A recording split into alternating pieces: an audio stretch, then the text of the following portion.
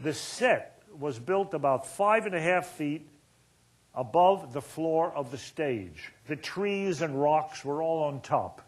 Underneath was a circle of television sets and puppeteers. And Frank Oz had his hand up into Yoda so he could make the head work. And the puppeteers were watching. He was watching television, and the puppeteers were watching television, and they were pulling the ears, the eyes moving, the blinking.